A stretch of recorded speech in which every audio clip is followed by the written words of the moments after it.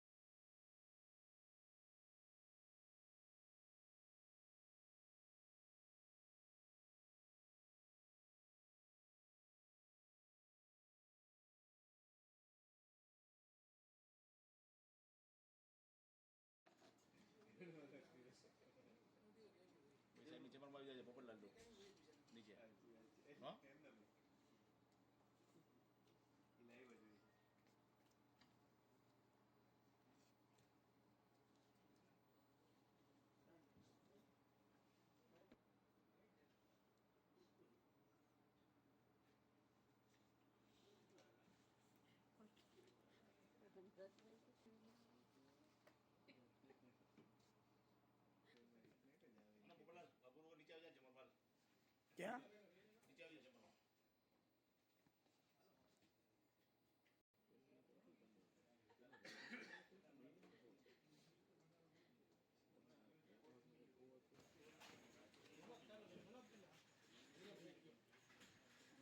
આજે રોજ મહાનગરપાલિકાની સ્ટેન્ડિંગ કમિટીની અંદર સૌપ્રથમ તો આની પહેલાંય હું કહી ચૂકી છું કે PM E-બસ યોજના જુનાગઢની અંદર કેન્દ્ર સરકાર તરફથી 50 બસો ફાળવવામાં આવશે.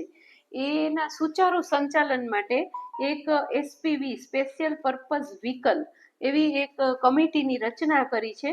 અને આ કમિટી છે એને મંજૂરી આપવાનું કામ છે એ આજે અહીંયા સ્ટેન્ડિંગ કમિટીમાં અમે મંજૂરી આપી છે. જેમાં મ્યુનિસિપલ કમિશનર શ્રી હશે, માન્ય સ્ટેન્ડિંગ ચેરમેન હશે, CEO જુનાગઢ જુડાના જે CEO છે એ હશે, પછી નાયબ પોલીસ અધિક્ષક શ્રી હશે, ડેપ્યુટી મ્યુનિસિપલ કમિશનર શ્રી, પ્રાદેશિક વાહન વ્યવહાર ના અધિકારી Shri, transport officer Shri, depot manager Shri, bus operator પ્રતિનિધિ અને એક જે એના કોર્પોરેટરની અંદરથી કોઈ પણ એક એને પણ આમાં જવાબદારી આપવામાં આવશે. એટલે આવી કુલ 10 લોકોની કમિટી છે એ SPVમાં હશે. અને એ આ બસનું સુચારુ સંચાલન થાય એના માટેના જે કંઈ પણ નિર્ણયો છે એ નિર્ણયો કરશે. આ ઉપરાંત નરસિંહ મહેતા સરોવર લોકોને જુનાગઢનું એક ખૂબ સુંદર નજરાણું અમે લોકો સમક્ષ આગામી દિવસોમાં જ્યારે માનનીય CM સાહેબ આવનાર છે તો એમના હસ્તે આ લોકાર્પણ કરવા માટેનું અમે જઈ રહ્યા છીએ. ત્યારે એમાં વધારાની એક્સેસ અમારી પાસેથી માગ્યું હતું કે જે કામ ઓલરેડી થઈ ગયા છે. નરસિંહ મહેતા સરોવરનું ટેન્ડર છે એ લગભગ 60 કરોડની આસપાસ હતું. એમાં પછી પાછળથી અમે કે મતલબ અમારી બોડી જ્યારે બેઠી અને પછી અમને જે જરૂરી લાગ્યા સૂચનો કર્યા હતા. આ ઉપરાંત એની અંદર 4 આઈલેન્ડ સરોવરની વચ્ચે છે. પછી હયાત આઈલેન્ડ ઉપર એમ્ફી થિયેટર કરવાનું કામ, પછી CCTV કેમેરા અને પબ્લિક એડ્રેસ સિસ્ટમ એનું એક કામ છે. પછી જળચરોને રેસ્ક્યુ કરવાને વેલ કાઢવાની કામગીરી જે કરી હતી એ આ બધા વધારાના કામો કે જે ઓલમોસ્ટ થઈ ગયા છે.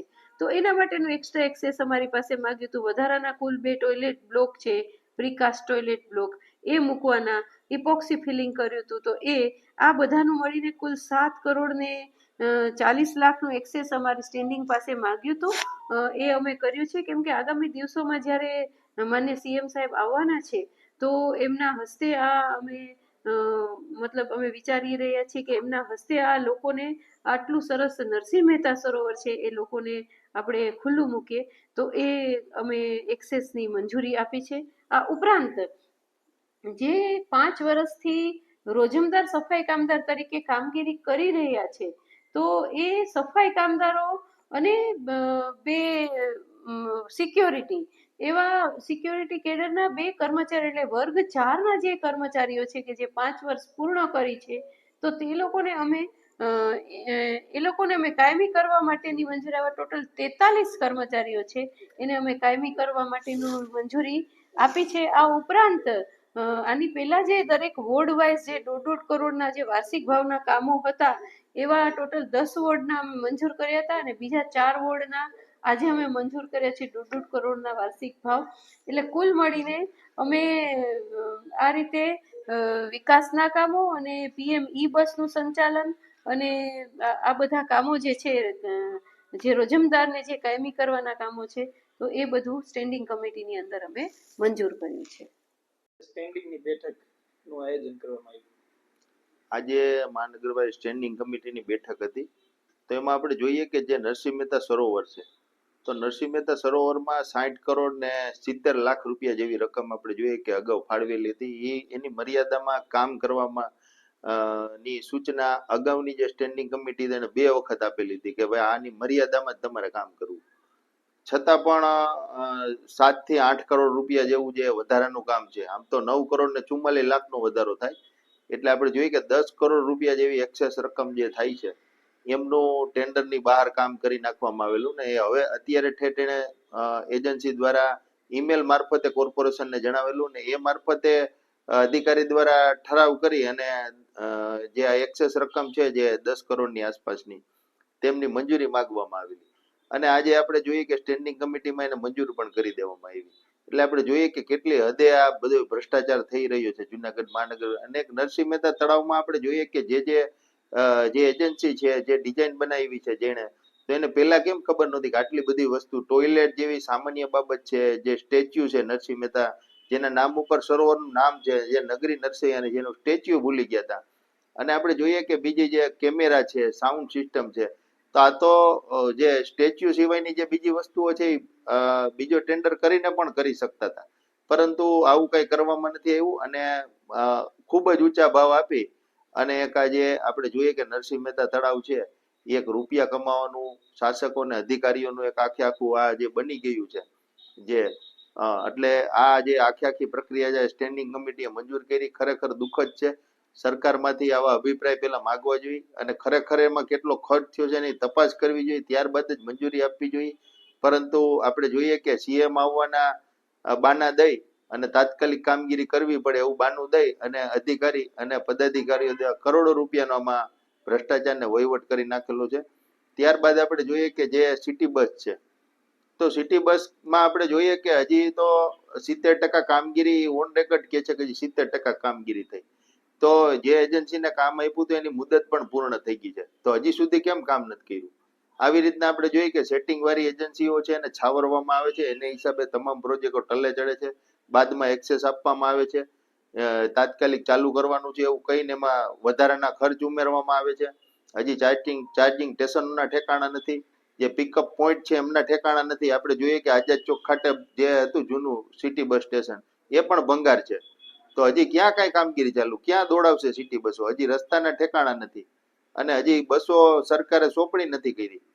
ત્યારે આપણે જોઈએ કે સિટી બસ હજી લોકોને ક્યારે મળે હજી ભવિષ્યમાં કઈ નક્કી નથી. એટલે આપણે જોઈએ કે અગાઉ આમાં એક બીજું સ્ટેન્ડિંગમાં વાહન જે ભાડે રાખવામાં આવે એમને પણ એક્સેસ આપવામાં આવ્યું છે. તો આવી રીતના એક્સેસ જ આપવાનું, તો શું મહાનગરપાલિકાના અધિકારીઓ ટેન્ડર બહાર પાડતા જ ભૂલી ગયા છે કે જૂના ટેન્ડરો સેટિંગ વાળા હોય એમાં મુદ્દતો વધારી અને લાખો કરોડો રૂપિયાનો ભ્રષ્ટાચાર જ કરવાનો છે? એટલે આપણે જોઈએ છીએ કે આપણી સામે જ જે પુરાવા રૂપે આવે છે, જે જનતાના ટેક્સના પૈસા છે એનો કેવો દુરુપયોગ કરવામાં આવે છે અને જે શાસક પક્ષ છે એમના દ્વારા પણ આને સમર્થન આપવામાં આવે છે. એટલે જે આ ભ્રષ્ટાચાર છે હજી પણ ફૂલ છે ને ફાલ છે. આજરોજ જૂનાગઢ મહાનગરપાલિકાના કમિશનર તેજસ પરમારના જન્મદિવસ નિમિત્તે જૂનાગઢ મહાનગરપાલિકાના mayor Shri Dharmeshbhai પોશિયા, deputy mayor આકાશભાઈ Katara, દંડક શ્રી કલ્પેશભાઈ અંજવાણી, જૂનાગઢ મહાનગરના પ્રમુખ શ્રી ગૌરવભાઈ રૂપારેલિયા તેમજ શાસક પક્ષના નેતાશ્રીએ પુષ્પગુચ્છ અર્પણ કરી અને શુભકામનાઓ પાઠવી હતી.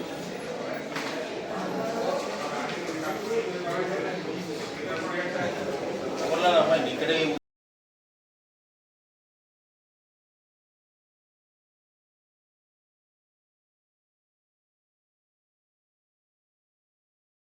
મને કન્ફર્મ કરીને કહેશે ભાવેશ પટેલ ત્યાં દિવસ છે એને પૂછી લો ને કામ એમને તો કલેક્ટર સાહેબ ખાલી મેસ એકલા નથી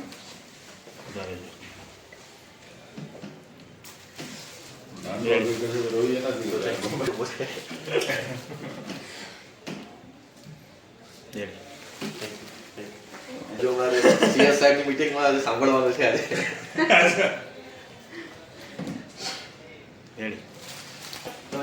કેમ ફેરવી નાખો તો આ સાહેબ તમારે બરાબર રેડી હવે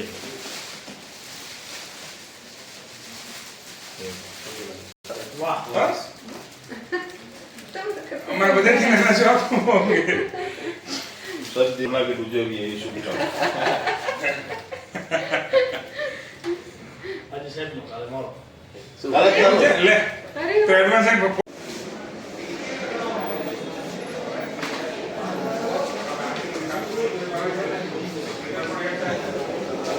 નીકળે એવું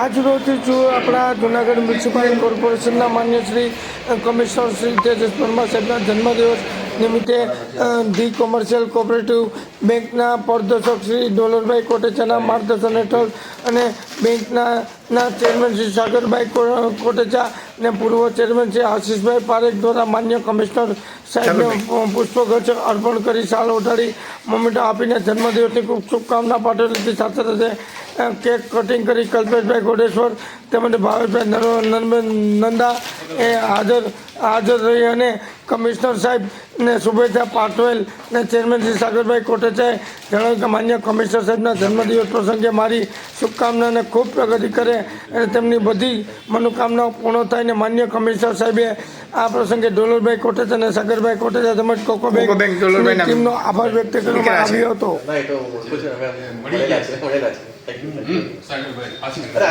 આને કે ખાસ યાદી થઈ અરે થેન્ક યુ આવી જાઓ બધા બધું ગ્રુપ ભેગું જ આવી જાઓ આપણું એક જ ફોટો વ્યવસ્થિત તાકાતવાળો લઈ લઈએ.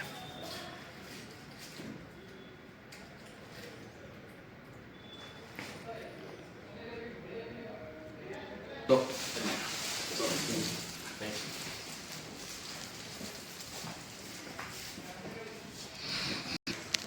બોલામાં કોઈ નીચે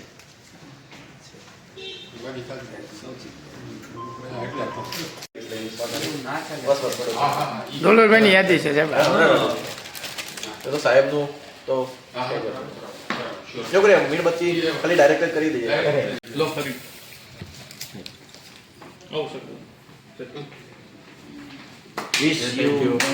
રાખજો સાહેબ રાખજો.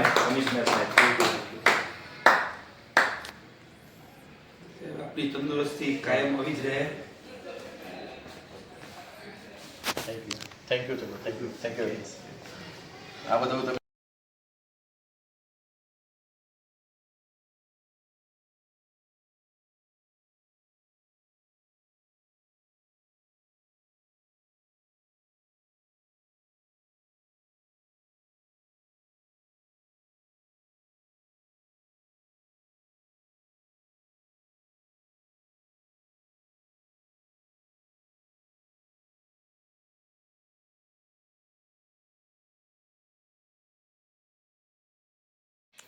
ભારતીય જનતા પાર્ટીને મત નથી મળતા તે વિસ્તારોમાં 10,000 નામ કમી કરવામાં આવ્યા હોવાથી ભારે ખળભળાટ જોવા મળ્યો છે. કોંગ્રેસ પક્ષમાંથી 4 ટર્મથી ચૂંટાતા વોર્ડ નંબર 8ના સનીશ કોટભટ્ટનું નામ યાદીમાંથી રદ કરાતા કોંગ્રેસ પક્ષમાં ભારે ખળભળાટ જોવા મળ્યો હતો અને ખોટી માહિતી આપીને નામ કમી કરાવનાર સામે ખુદ જિલ્લા ચૂંટણી અધિકારી શ્રી એફઆર કરે તેવી મનોજ જોશીએ કલેક્ટર સાહેબની પાસે માગણી કરી હતી.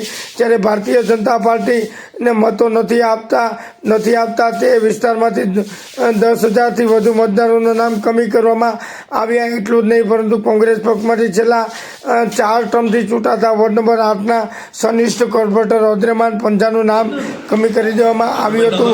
જ્યારે મતદાર યાદીનો ફોર્મ નંબર 7માં ખોટી માહિતી આપીને નામ કમી કરાવનાર ઈસમો સામે ખુદ ચૂંટણી અધિકારી જિલ્લા ચૂંટણી અધિકારી FIR નોંધે તેવી ભારતીય રાષ્ટ્રીય કોંગ્રેસ જુનાગઢ શહેર કોંગ્રેસના પ્રમુખ શ્રી મનોજ જોશીએ આવેદનપત્ર આપી અને માગણી કરી છે કે જિલ્લા કલેક્ટર અને જિલ્લા ચૂંટણી અધિકારીને સંબોધીને આપેલા આવેદનમાં જુનાગઢ શહેરના કોંગ્રેસ શહેર કોંગ્રેસના પ્રમુખ મનોજભાઈ જોશીએ જણાવ્યું કે ભારતીય સંવિધાન અને નાગરિક ધારા એક મત આપેલ અને લોકતાંત્રિક અધિકારને છીનવી લેવા માટે ખોટી રીતે ફોન નંબર 7 ભરનાર કાવતરાખોરો સામે નિષ્પક્ષ તટસ્થ તપાસ કરીને FIR નોંધવામાં આવે અને હાલ એસઆરની કામગીરી પ્રક્રિયા પારદર્શી અને ખૂબ જ સારી રીતે BLO અને એસઆરની ફરજ પર ચૂંટણી શાખાના કર્મચારી પૂરી ઈમાનદારીપૂર્વક ફરજ ભજવી હતી અને પરંતુ ચોક્કસ રાજકીય પક્ષના BLO2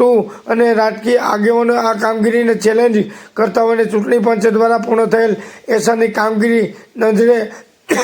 કામગીરીને પડકારતા હોય એવી રીતે ખોટી માહિતી આપીને ડ્રાફ્ટ યાદી 86 જુનાગઢ વિધાનસભા 10,000 વધારે પેઢીથી રહેતા હયાત મતદારોના ફોર્મ નંબર 7 ભરીને મતદાર નામ કમી કરવાનું મોટું ષડયંત્ર અને કાવતરું હાથ ધરવામાં આવેલ છે. તે અમારી પાર્ટીના જુનાગઢ મહાનગરપાલિકાના વોર્ડ નંબર 8ના ચૂંટાયેલા સનિષ્ઠ કોર્પોરેટર અદ્રેમાનભાઈ પંજા છેલ્લા 4 ટર્મથી કોર્પોરેટર તરીકે ચૂંટાય છે અને મનેપાની બોડીમાં વિપક્ષના નેતા પદે પણ સેવા આપી ચૂક્યા હતા અને આ વખતે જનપ્રતિનિધિ રીતે જાણવા છતાં એમનું નામ મતદાર યાદીમાંથી કમી કરવા માટે ચોક્કસ પાર્ટીના આગેવાનો દ્વારા ફોન નંબર 7 રજૂ કરી તેમની નકલ સાથે સામેલ છે અને કાયદાકીય કલમ ખોટી આપવા બદલ દસ્તાવેજો રજૂ કરી છેતરપિંડી ભારતીય ન્યાય સંહિતા BNS અને IPC કલમ હેઠળ ગુનો દાખલ થઈ શકે છે અને આવા જમા થયેલા તમામ ફોર્મ 7ના ખોટી માહિતી આપીને નામ રદ કરવા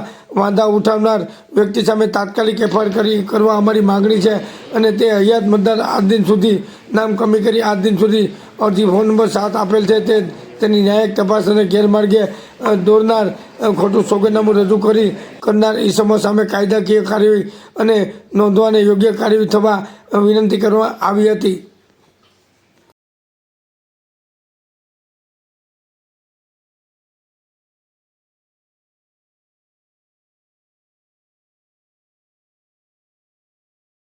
આ બાબતે જુનાગઢ ભારતીય રાષ્ટ્રીય કોંગ્રેસના જુનાગઢ શહેરના પ્રમુખ મનોજભાઈ જોશીએ મીડિયા સમક્ષ શું પ્રતિક્રિયા આપતા જણાવ્યું હતું અને વધુ વોર્ડ નંબર 8ના કોર્પોરેટર અદ્રેમાન પંજા એટલે કે સનિષ્ઠ કોર્પોરેટરે મીડિયા સમક્ષ શું કહ્યું જાણીએ.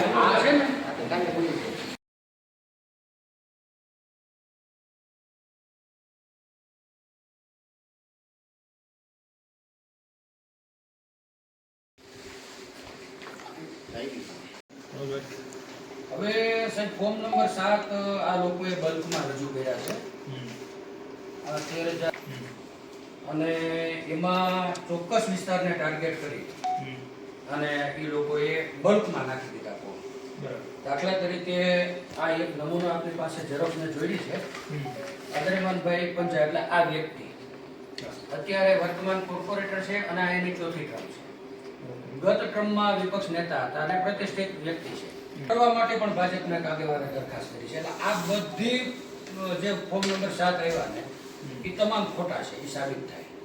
આવા અમે 10-15 નામ એમાંથી ગોઈતા છે. હજુ અમે એમાં ફોર્મ નંબર 7ની જે વાંધા છે બાકીની હવે સમયાંતરે મળશે. સાહેબ ઇલેક્શન મેન્યુઅલ 2023ની કલમ એનો નિયમ 11.2.3 એવું કહે છે કે બલ્કમાં તમે અરજીઓ લઈ ન શકો. બીજા નંબરમાં માનો કે હું BLA1 છું તો હું રોજની 10 અને મેક્સિમમ 30 થી વધારે વાંધા અરજી રજૂ ના કરી શકું. છે સેમ ડે પણ છે. આનું નિયમ રોજ અરજી આવી એનું પત્રક બને, એનું એનાલિસિસ થાય. એ અરજીઓ સાચી છે કે ખોટી એ એનાલિસિસ થયા પછી BLO ને ખરાઈ માટે આપણે મોકલીએ. એના બદલે 86 જુનાગઢ વિધાનસભાના ચૂંટણી અધિકારી અત્યારે જે વાંધાર છે એવી બીએલઓને ઇસ્યુ કરી દીધેલો. અમારી માંગ એવી છે કે એ આપના દ્વારા જ એક વખત ખરાઈ થઈ. દાખલા તરીકે હું જુનાગઢનો મતદાર છું, લેટેસ્ટ મતદાર યાદીમાં મારું નામ છે એટલે મારું ફોર્મ મારા ઘરે બીએલઓ દેવા આવ્યા. એમાં મેં 2002 ની વિગત ભરી. મારું નામ 2002 માં હતું, વિગત આવી ગઈ નહોતું તો પુરાવા રજૂ કર્યા. એ પુરાવા આપણી કચેરી દ્વારા, આપના તંત્ર દ્વારા, ચૂંટણી પંચ દ્વારા ગ્રાહ્ય રાખ્યું. પછી જ મારું નામ ડ્રાફ્ટ યાદીમાં આવ્યું. હવે એની સામે વાંધો એટલે સીધો ડાયરેક્ટ આપની ઉપર ઓબ્જેક્શન ઉપાડ, આપની કામગીરી પર ઓબ્જેક્શન ઉપાડ્યા બરાબર છે. એટલે આવા તમામ ફોર્મ જે આવ્યા એની પહેલા તો ખરાઈ થાય અને બલ્કમાં જે વ્યક્તિ 1 થી 30 થી વધારે આપ્યા છે ફોર્મ એને રદબાતલ ગણવા અને બીએલઓ પાસે ન જાય એવી અમારી એક માંગ છે. બીજું સાહેબ કે અમારી ઉપર જે કંઈ કર્યું છે આપની દ્વારા સર્વે કરાવ્યો, છેલ્લા 60 વર્ષથી ત્યાં જાઉં છું. આ માણસે ખોટું કર્યું છે, ભાજપનો કોર્પોરેટર છે. મારી એવી રજૂઆત છે કે એની ઉપર એફઆઈઆર સાહેબ પોતે ફરિયાદી છે. એની ઉપર એફઆઈઆર થવી જોઈએ છે. અને એનું સાહેબ રેકોર્ડિંગ એ છે. જો આ સાહેબ નથી સાહેબ એકરારનામું છે, માત્ર ફોર્મ નંબર 7 નથી. આમાં નીચે એવું એકરાર કરે છે કે ખોટી માહિતી રજૂ કરવી એના માટે 1 વર્ષ કરતાં વધારે જેલની સજા અથવા દંડની જોગવાઈ છે હું જાણું છું અને એણે આ વ્યક્તિ ઉપર એનો ફોર્મ રદ કરવાનો દાવો કર્યો છે. એટલે ખોટું એફિડેવિટ રજૂ કરવા માટે જેટલી પણ આ 13,000 માંથી જેટલી પણ ખોટી અરજીઓ છે એના વિરુદ્ધ આપ પોતે ફરિયાદી થાવ એવી અમારી માંગણી છે. તમારા મુદ્દાઓની ચર્ચા કરીએ ને તો એમાં એવું છે કે ECI એ હમણાં 16 જાન્યુઆરી 2026 એક ગાઈડલાઈન આપી છે ક્લેરિફિકેશન ફોર્મ નંબર 7 બાબતમાં કે કોઈ પણ એક ઇન્ડિવિજ્યુઅલ જે ત્યાંનો મતદાર કે હોય બરાબર તો SI પીરિયડ દરમિયાન કેટલા ફોર્મ નંબર 7 આપી શકે એઝ એન ઓબ્જેક્શન. આ પત્ર છે ને બે અધિકારી વચ્ચેનો પત્ર લેવા છે. આ પત્રથી ઇલેક્શન મેન્યુઅલના નિયમોમાં છે. એટલે એમાં એને there are no such restriction on number of form 7 to be filled or submitted by an elector of that constituency to ERO as per law. અને એ SIR એટલે એની પર એક તો રેસ્ટ્રિક્શન મૂક્યું નથી. ECI એ જ આપણને 16 જાન્યુઆરી જે છે એ ક્લેરિફાઈ કર્યો છે. એટલે એ બલ્ક વાળો મુદ્દો આપનો ક્લેરિફાઈ છે. અંડર સેક્રેટરીએ માત્ર કોલકાતાના એક ઇલેક્શન ઓફિસરને લખ્યું છે. આવો પત્ર CO ને છે નહીં સાહેબ વાત એ છે સેમ છે તમારી પાસે જ એ જ મારી પાસે છે. એટલે ECI એ લેખિતમાં આપેલું છે એટલે એ મુદ્દો આપણો તમારો છે. આ ડોંગર પૂરતું એક ચૂંટણી અધિકારી પૂરતું આ દેશ આખામાં થોડું ગાઈડલાઈન તો જો જે નિયમોથી ચૂંટણી ECI બંગાળમાં કરાવે, બિહારમાં કરાવે, તે જ નિયમોથી ગુજરાતમાં પણ કરાવે. એમાં કંઈ આપણા અલગ નિયમ તો હોતા નથી બરાબર. એટલે આ એક મુદ્દો થયો. બીજો તમારો મુદ્દો છે કે એની સ્ક્રુટિની થઈ એ વાત બરાબર. ચલો અમે એની પૂરેપૂરું નિયમસરની આપણી તમામ સ્ક્રુટિની થાય બરાબર, એનું વેરિફિકેશન થાય અને વેરિફિકેશન થયા પછી ERO લેવલે છે એના નિર્ણય થશે. એમાં કોઈ પ્રશ્ન જ નથી. નહીં સાહેબ મારા માટે હું છેલ્લા 60 વર્ષથી ત્યાં જાઉં છું. તમે સર્વે કરાવો. જો હું તમને આજે ઓબ્જેક્શન લેવું, કોઈ પણ વ્યક્તિ ઓબ્જેક્શન તો લઈ શકે. ઓબ્જેક્શન સાચું છે ખોટું છે એ સબ્જેક્ટ ટુ એનું વેરિફિકેશન. આજે તમે પણ માન લો કે હું અહીંનો મતદાર હોઉં, તમે પણ મારી ઓબ્જેક્શન તો લઈ શકો પણ ઓબ્જેક્શનની સાથે સાથે પછી એના પુરાવા, એનું ફિલ્ડમાં જઈને વેરિફિકેશન, એ તો સબ્જેક્ટ ટુ વેરિફિકેશન નિર્ણય આવે ને. વાત એ છે સાહેબ ઓબ્જેક્શન લોહીના સંબંધ હોય ઇલેક્શન મેન્યુઅલમાં એવો પણ નિયમ છે. મારા ભાઈનું નામ રહી ગયું કે મારા પિતાનું નામ બાકી રહી ગયું તો હું મારા પરિવાર પૂરતો લઈ શકું. જેની હારે લોહીના સંબંધ નથી તો કાલ સવારે હું નરેન્દ્ર મોદીનું કોઈ મણિનગરમાં નામ નથી, આ ખોટું છે, હું વાંધો ફોર્મ નંબર 7 રજૂ કરી દઉં તો એની ક્લેરિફિકેશનમાં સમય થોડો બગાડે ચૂંટણી. આ તો તંત્રને ગેરમાર્ગે દોરવાનું. આપણે જે ECI ગાઈડલાઈન છે એની ચર્ચા કરી અમને ભરોસો છે વેરિફિકેશન સાહેબ અમે એક ક્લિયર કરી દઈ વાત. તમારા એક પણ BLO 255 માંથી એક પણ ની ફરિયાદ અમે આવવા દીધી અમે એને ચા પાણી જમાડ્યા. મને SIR 2.5 લાખ રૂપિયા મળી. 2.5 લાખ રૂપિયા. હું રાજકીય પ્રતિનિધિ છું પણ ખાલી ઉનાળામાં એક કેસ સોસાયટીનો આવ્યો. અમે અમારી ટીમે મીટિંગ બોલાવી નક્કી કરી કે ભાઈ આ પણ માણસ છે, આપણે ભારતના નાગરિક છે, આપણા માટે કરે છે આપણી નૈતિક જવાબદારી છે કે એને તકલીફ ના પડે. તમારે કેવડી સેવાઓ, તમે રસોડું ચાલુ કર્યું, ચા પાણી, હવે તો અમારી ચર્ચા ચાલુ છે.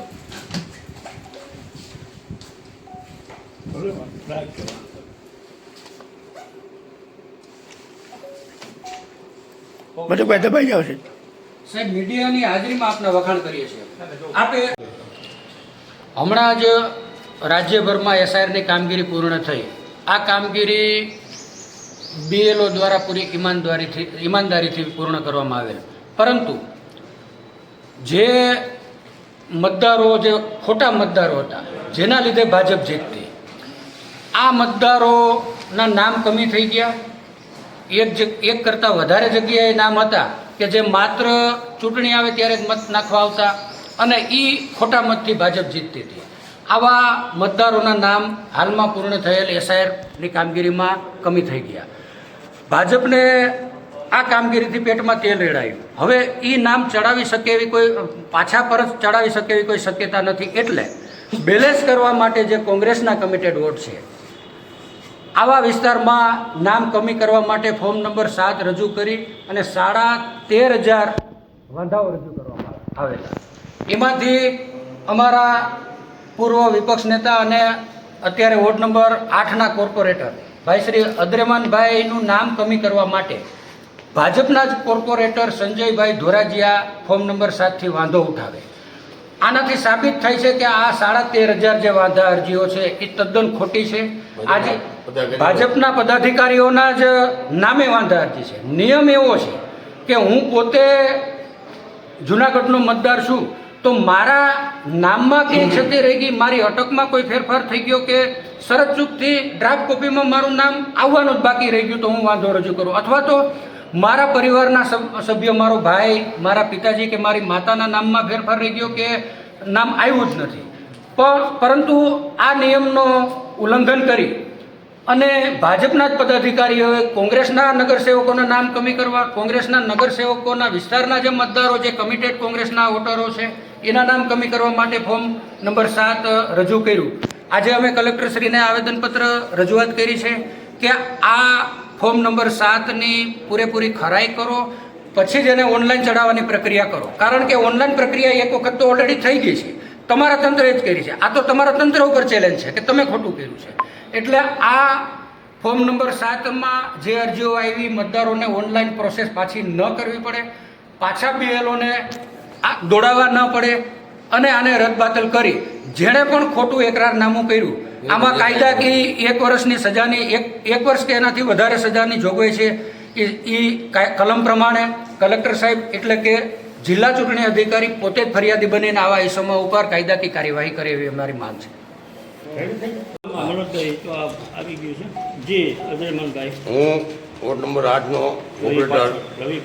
છેલ્લા 16 વર્ષથી હું વોર્ડ નંબર 8ની અંદર કોર્પોરેટર તરીકે છું. ગઈ ટર્મમાં હું વિરોધ પક્ષનો નેતા પણ હતો. અને આ એસઆઈઆરની જે કામગીરીમાં જે કામગીરી બીએલઓએ કરી છે, ખૂબ ઈમાનદારીથી અને ખતથી કામ કરેલું છે આ લોકોએ. તેની સામે બીજેપીના કોર્પોરેટરો અને બીજેપીના પદાધિકારીઓએ જે 13,500 વાંધા અરજીઓ મૂકી છે, એની સામે અમે આજે માનનીય કલેક્ટર સાહેબશ્રીને રજૂઆત કરી છે કે ભાઈ તપાસ કરીને તમે આનો નિર્ણય લેજો. અને મારી પોતાની પણ, હું વીઆઈપી વોટર છું. મારો વીઆઈપી કોટાની અંદર 419 નંબર કે એમાં મારું નામ છે. છતાં પણ સંજય ધોરાજીયા નામના વ્યક્તિએ મારી વિરુદ્ધ જે અરજી કરી છે, એટલે મેં માનનીય કલેક્ટર સાહેબને અત્યારે જિલ્લા ચૂંટણી અધિકારીશ્રીને અત્યારે રજૂઆત કરી છે કે આ તમે સર્વે કરાવો. ત્યાં છેલ્લા 60 વર્ષથી રહું છું અને તમે સર્વે કરાવો. હું ખોટો હોઉં તો મારી નામ કાઢી નાખજો અને આ ભાઈ જે અરજી કરનાર ખોટો હોય તો એની ઉપર ચૂંટણી પંચ અને હું બે એક સાથે એફઆઈઆર નોંધવી.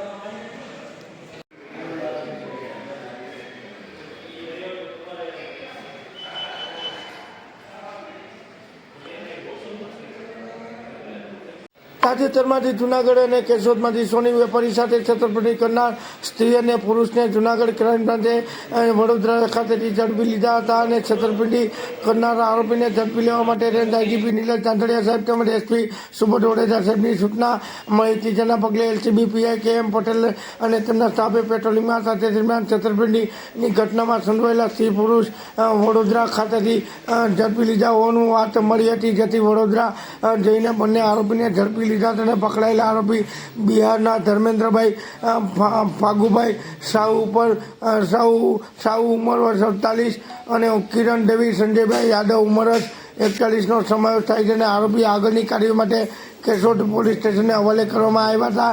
બંને આરોપી અને અન્ય 2 આરોપી સાથે મળી છેલ્લા 2 વર્ષમાં 15 રાજ્યોમાં અને 56 સોની સાથે છેતરપિંડી કરી હોવાની કબૂલાત આપી હતી. આ ગુનામાં પટનાના રવિ સોની અને બનારસના સોનુની સંડોવણી ખુલ્લી હોઈને તેને ઝડપી લેવા પોલીસે ચક્રો ગતિમાન કર્યો હતો અને પટનાના રવિ સોની અને બનારસના સોનુ બંને 30 ગ્રામ દાગીના આપતા હતા અને દાગીના સોની વેપારી નજર રાખી પારખીને શકે તેમ નહીં, તેમ લેબ કરાવી તો અન્ય ધાતુ મળી શકી નહીં અને તે માટે 20 ગ્રામનો પંચધાતુનો દાગીનો બનાવતા હતા અને દાગીના ઉપરથી પોટાશ કેમિકલ ચડાવીને તેમની ઉપર 10 ગ્રામ સોનાનો વરખ ચડાવીને દાગીના બનાવી આપતા હતા અને બાદમાં અલગ અલગ શહેરમાં જઈને સોની વેપારીને દાગીના આપતા હતા. બદલામાં સોનાનો ચેન બીટી અને રોકડ મેળવી છેતરપિંડી કરતા હતા, જેના બદલામાં એક દાગીનાના વેચાણ પેટે રૂપિયા રવિ સોની 7,000 આપતો હોવાનું એક શહેરમાં એક જ વખત બનાવવા માટે અંજામ આપતા હોવાની કબૂલાત આપી હતી અને સારી કામગીરી કરનાર એલસીબીના PIC KM. Patel, PSI PK Gadhvi તેમજ DK Jhala, DK Patel, DP Bhati, ASI Vijay Balva, Samat Baraiya, police head constable Prithviraj Vala, Sahil Sama, Divyesh Dabhi, Bharat Solanki, Jaybir Kanariya, police constable Bhupatsinh Sisodiya, મહિલા ASI Pravinaben Karangiya, driver police constable Jayesh Bambhaniya વગેરે સારી કામગીરીમાં જોડાયા હતા.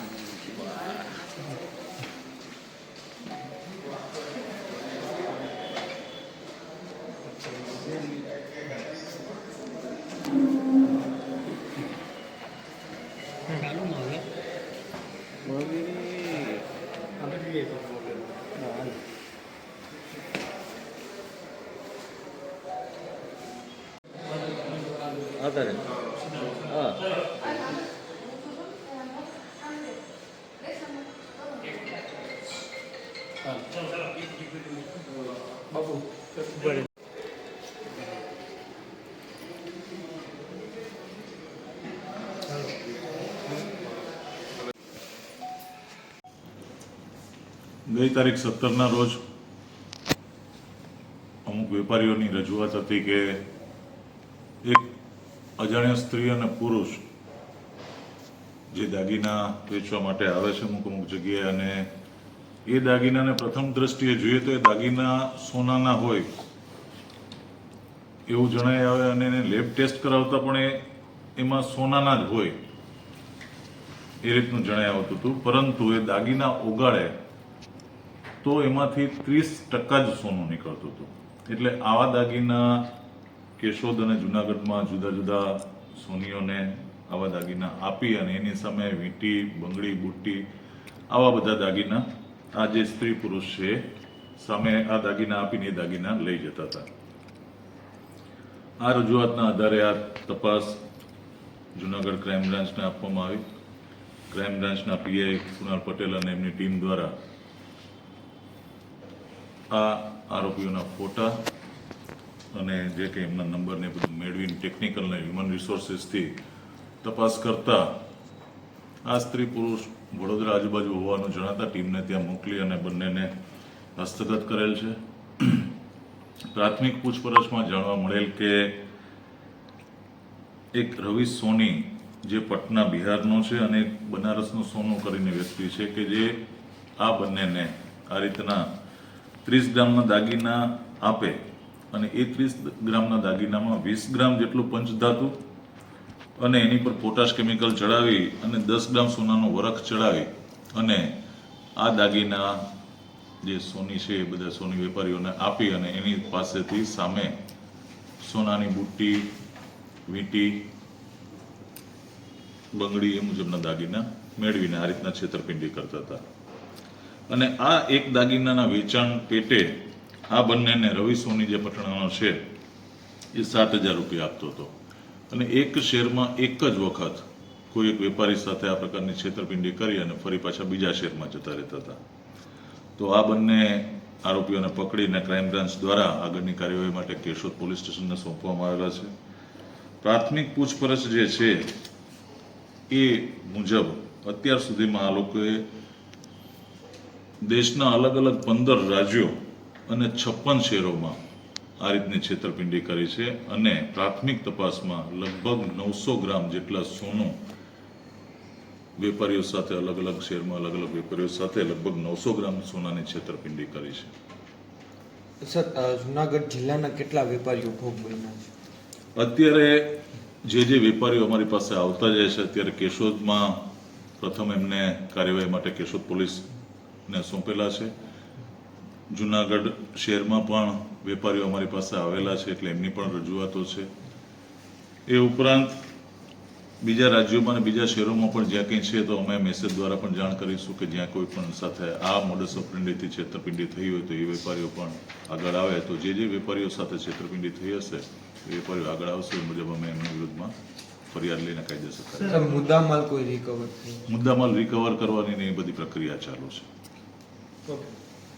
સાહેબ એને એમો કંઈ ખરા આ લોકોને એમો કેટલી અગાઉના કંઈ ગુના કંઈ એ તો બોલી તો ગયા હિન્દી અગાઉના ગુના જે છે અલગ અલગ રાજ્યોમાં અને અલગ અલગ શહેરોમાં આ જ એમોથી આ લોકોની જે કામ કરવાની પદ્ધતિ ગુના કરવાની પદ્ધતિ છે એ મુજબ એ લોકોએ આટલા શહેરોમાં છેતરપિંડી કરી છે.